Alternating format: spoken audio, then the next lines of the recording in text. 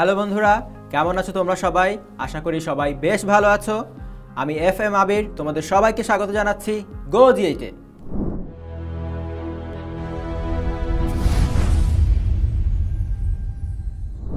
আমাদের আজকের ক্লাসে আমরা একাদশ দ্বাদশ শ্রেণীর উচ্চতর গণিত প্রথম পত্র বই থেকে অষ্টম অধ্যায় অর্থাৎ ফাংশন এবং ফাংশনের লেখচিত্র অধ্যায় থেকে বিভিন্ন ইনপুটের জন্য কোনো ফাংশনের আউটপুট কেমন হবে এ বিষয়ে বিশদ আলোচনা করব।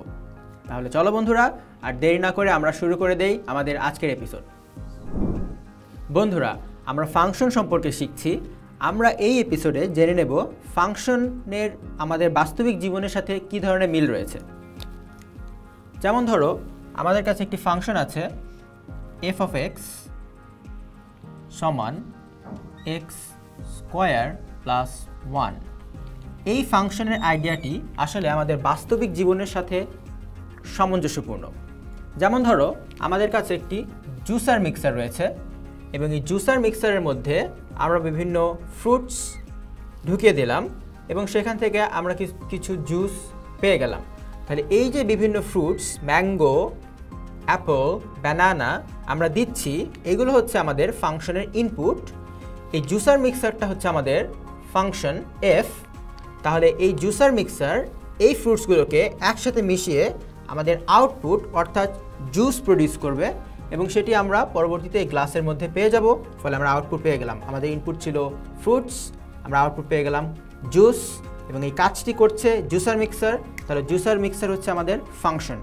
একইভাবে আমরা যদি এই জুসার মিক্সারের জায়গায় এটাকে f of x নামে একটা ফাংশন হিসেবে কল্পনা করতাম, তাহলে আমাদের ইনপুট হতো x এবং সেখান থেকে আমরা আউটপুট পেয়ে যেতাম y অথবা f of x, এবং আমাদের ফাংশনটি f of x নয়, আমাদের ফাংশনটি হচ্ছে f।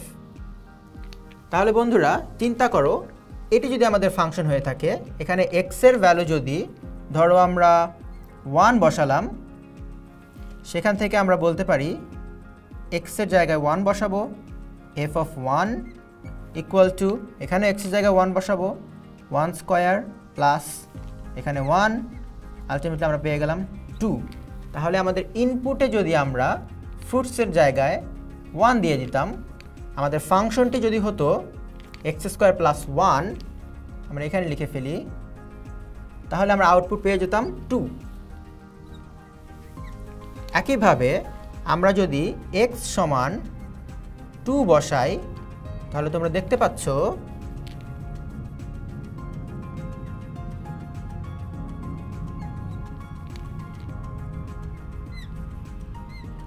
x সমান 2 বসালে আমরা দেখতে পাই f of 2 হচ্ছে 2 স্কোয়ার প্লাস 1, তার মানে 5। তাহলে ইনপুট যদি হতো 2, আউটপুট হয়ে যেত 5। ঠিক এভাবেই আমরা ইনপুটের জন্য আউটপুট পেতে পারি ফাংশন থেকে, এবং এই ফাংশনের ধারণা কিন্তু আসলে বাস্তব জীবন থেকেই নেওয়া হয়েছে।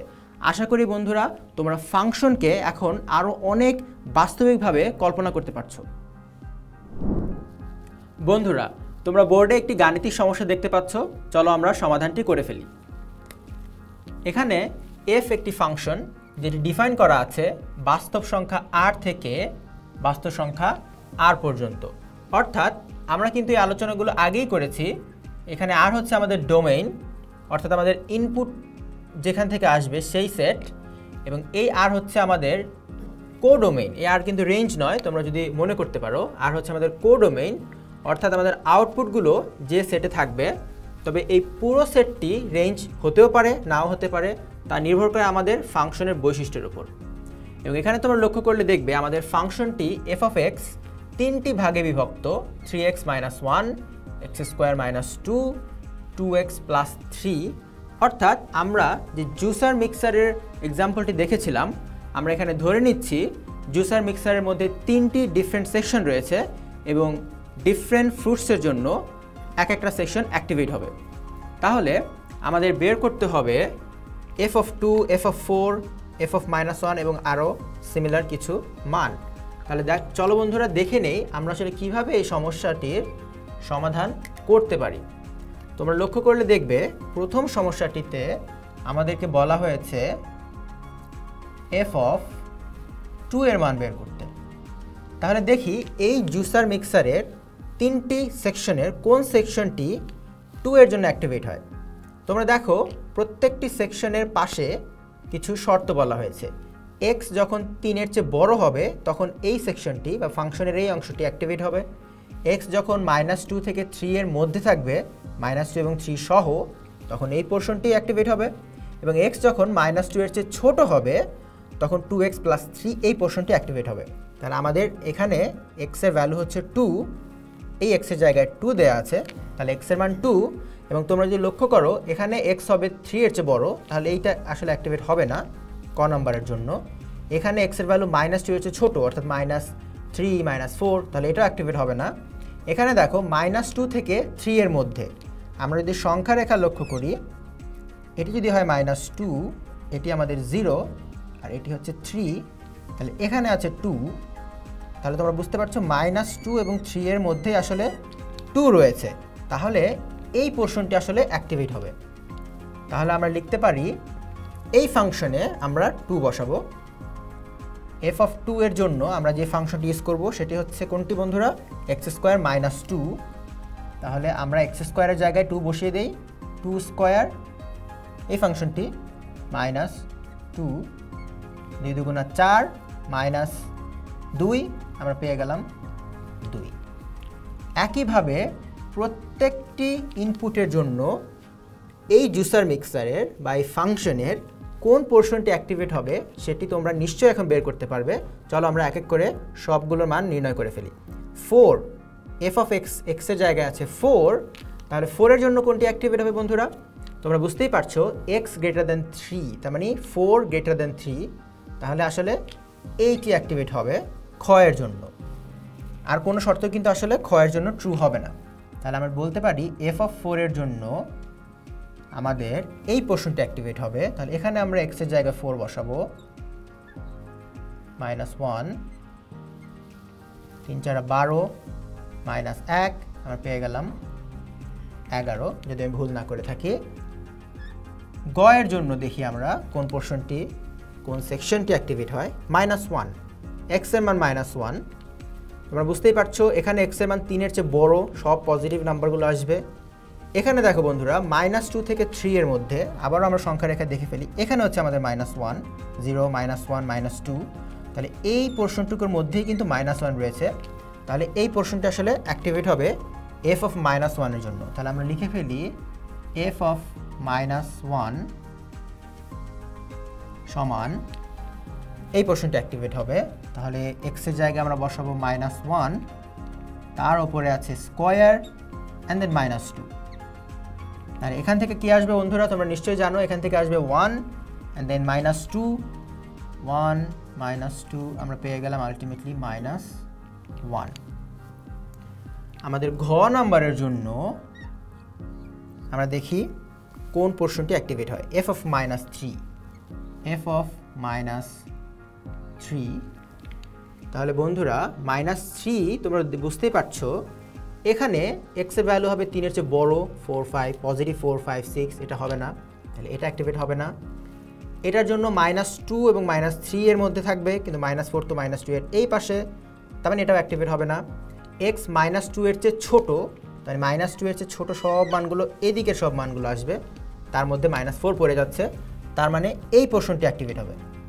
তাহলে 2x + 3, x এর ভ্যালু এখানে আমরা বসাবো -3, 2 x এর জায়গায় বসালাম -3 + 3। এই ক্যালকুলেশন যদি আমরা করি 3 দুগুণা 6 -6 + 3, আমরা আলটিমেটলি পেয়ে গেলাম -3। ও নাম্বারে বন্ধুরা দেখো বলা হয়েছে 4.5, এখানে একটি দশমিক সংখ্যা দেয়া হয়েছে। তাহলে ও নাম্বারে আমরা লিখতে পারি f(4.5) সমান, তাহলে বন্ধুরা দেখো প্রথমটির জন্য x এর ভ্যালু 3 এর চেয়ে বড় এবং 4.5 ও 3 এর চেয়ে বড়, তাহলে এটি অ্যাক্টিভেট হবে। আমরা সহজেই বুঝতে পারলাম। তাহলে এই পোর্শনটা অ্যাক্টিভেট হলে আমরা x এর জায়গায় 4.5 বসিয়ে দিলাম -1। এবং এখান থেকে আমরা ক্যালকুলেশন করে অ্যান্সারটি পেয়ে যাব। সেটা কিন্তু একটি দশমিক সংখ্যা আসবে, তোমরা ক্যালকুলেটরের মাধ্যমে এটি বের করে নিবে। চ নাম্বারে আমরা দেখতে পাচ্ছি এফ অফ 0। তাহলে বন্ধুরা চলো আমরা বের করার চেষ্টা করি 0 আসলে এই তিনটি কন্ডিশনের কোন কন্ডিশনের মধ্যে পড়ছে। x 3-এর চেয়ে বড়, 0 3-এর চেয়ে বড় নয়, তাহলে এটা হবে না।